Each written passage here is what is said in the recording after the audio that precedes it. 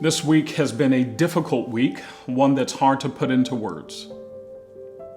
But let's try. It's time for Grace Points.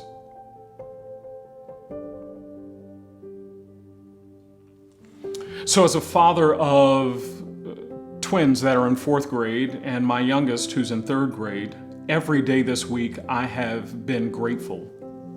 Every day I take them to school and I'm filled with gratitude because I still have my fourth graders and my third grader. Every time I drive them to school and they're making noise in the backseat, I'm reminded of how much hope there is riding in my van with me. And even though they're making noise and driving me crazy, I'm so grateful for the noise because they're still here. And I'm filled with gratitude.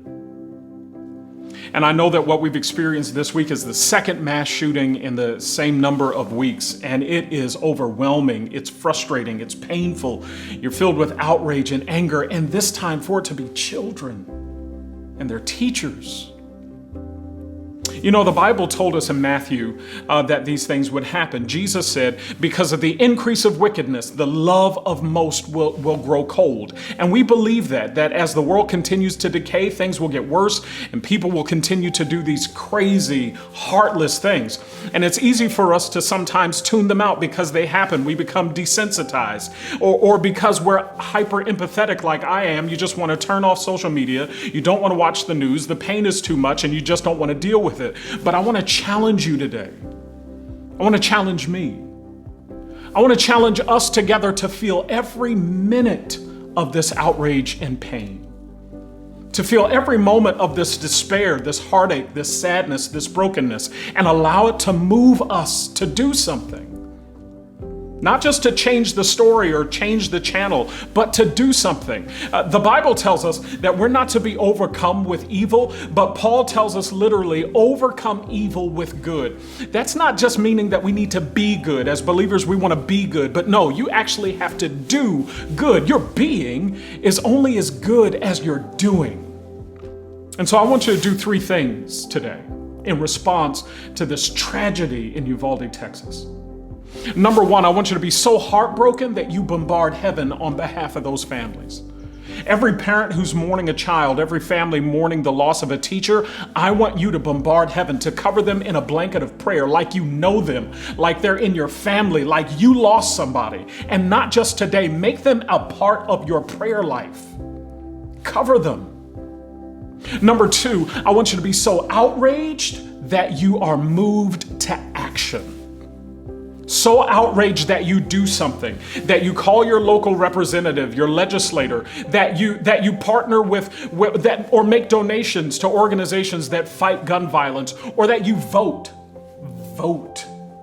Be so outraged that you do something about it, that you make a change. And then the last thing, I want you to be so angry, so outraged, so heartbroken that you love without reservation. Yes. Love. Because the only thing that combats this kind of hate and violence and illness is love. I want you to commit random acts of kindness. I want you to pay for the meal of the person behind you in the drive-thru. I want you to help your neighbor across the street with their lawn who's sick. I want you to help an elderly person with their groceries. I want your church and your local elementary school to partner together so that you can write appropriate love letters to the children of that school, telling them how valuable they are, how special they are, how loved they are. Why? Because God did it for us. Jesus did it.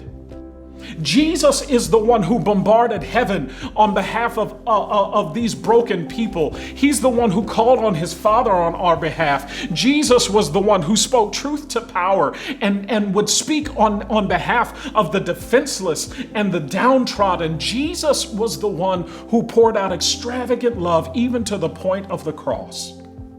The kind of love we can never repay. And we have to do the same thing if we're ever going to create change in the world, if we're going to make an impact, not just for this world, but for the kingdom to come. We've got to be willing to pour out extravagant love, take action, and pray. But we still have hope. As believers, we have hope because Revelation tells us that bad things will continue to happen, but one day bad things will end.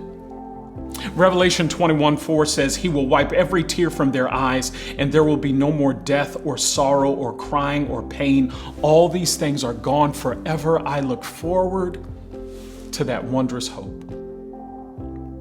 I pray that you make an impact, that you make a difference, and that we can make a change in the world together. Anyway, looking forward to next week. Prayerfully, it is a better week than it's been this week. This is GracePoints. God bless you.